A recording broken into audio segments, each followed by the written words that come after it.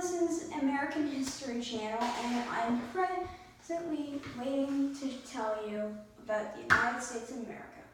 Of course, if you are living in the United States, which is the third most populous city in this entire world,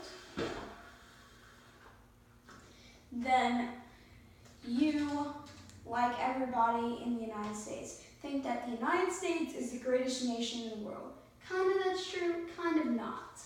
So the first thing I want to talk about with you guys is the Europeans arriving in Americas. In other words, Christopher Columbus.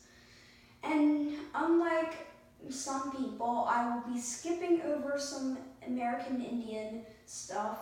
Sorry, American Indians, but you're not as important in history as you say you are. But here we go. So Christopher Columbus was born in 1451 near Genoa, Italy. Anyway, Columbus studied navigation and believed he could reach Asia by a new route. Even though he did think that the world was round, everybody else thought the world was round too, ever since Archimedes, who was born in Egypt, Alexandria, right here.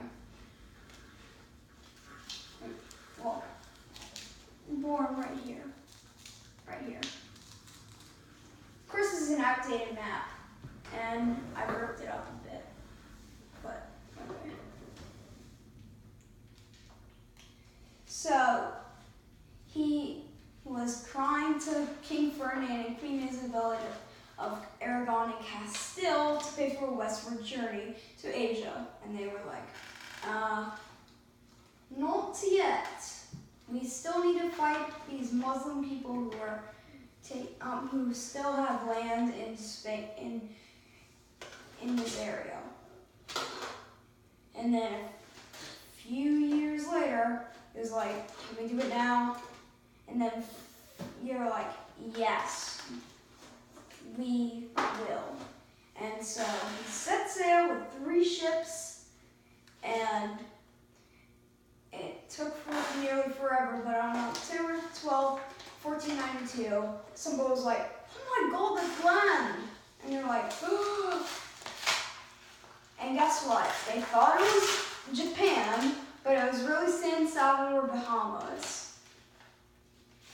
And they were 33 days at sea when they saw it. Eventually his first journey went to Cuba, which he thought was China, Hispaniola, sometimes known as Espanola, where the Santa Maria was shipwrecked, and basically they thought that was India, and then leaving 40 men behind to die, the Nina and Pinta returned to Spain on January 16th, 1493. Should be called Columbus Ditching Day. And by the way, that day just passed, so happy Columbus Ditching Day 2 days ago. So he basically met these Indian people in the Caribbean called the Taino. And they basically got killed by diseases later. Anyway, Columbus made 3 more voyages, which are never known from in history, because we always like to consider Columbus Day as awesome, even though he didn't even land on American mainland, which is quite depressing, unless of course he lived in the Bahamas, or in Spain, or in Spain, right here, or in the lands not America, including you, Canada. But basically it was a disappointment to some people, because we believe that he was the only person who knew that the earth was round, while everybody thought it was flat, the reality, I have mentioned it before, they've been knowing that since Archimedes, 300 BC. Boom! And then, so the arrival of the Europeans in the West Indies, aka those islands that Christopher Columbus explored right around here, including Cuba. Yes, Cuba. Remember Castro.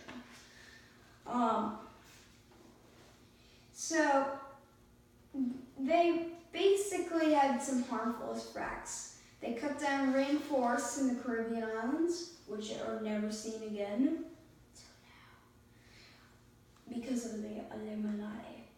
Pop-Tart Company, forever. And built sugar plantations. Sugar. Many American plants and animals were destroyed, which goes to show you the end of biodiversity in North America forever. Many Taino died from epidemics because of disease. Because everybody has to die from disease in early American history. Stupid disease. Anyway, within 50 years of Columbus's first arrival, almost no Taino people were left. Corn, squash, tomato, peanuts, potato, and cacao, which is chocolate stuff, came from the Americas, while we gave them cattle, horses, pigs, bananas, sheep, and coffee beans. Coffee beans! And we also gave them diseases. Well, you don't have to complain about that anymore. But the word of Columbus's voyage spread throughout Europe, and European rulers soon sent their own explorers to the Americas because Europe loves conquest of the entire world.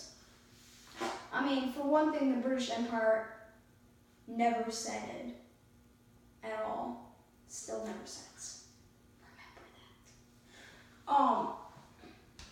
So the Spanish and Portuguese actually had to divide Brazil up in order to actually,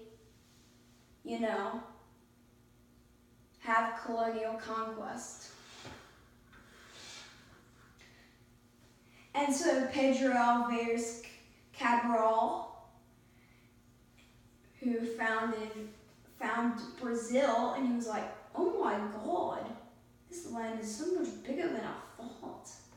And I'm like, ugh, magic. And then a guy named Amerigo Vespucci, which is like that, made several voyages to South America and the Caribbean, and actually that's where the name America comes from. Yes, finally, mention of America in the first video. Anyway, a Spanish explorer, Vasco Núñez de Balboa, sailed to present-day Panama and Central America. And yeah, there was no Panama Canal then, so oh well. In 1513, he crossed the mountains and jungles of Panama, with almost 2/3 of the men dying, and reached the Pacific Ocean. First freaking explorer to ever freaking see the freaking Pacific Ocean. What? I'm doing a Dr. Evil impression. That's my co-producer. Anyway. Ferdinand Magellan was a Portuguese soldier and a sailor who sailed for Spain. Magellan had a daring idea. He believed that he could sail west coast around South America because he wanted to wreck his ship. Cross the Pacific Ocean and end up back in Spain. Guess what? He succeeded, but he died along the way. Shame.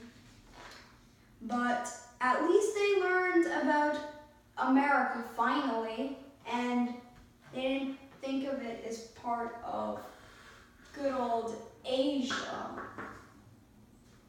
But that's the lesson for today. I hope to see you next time. See you later.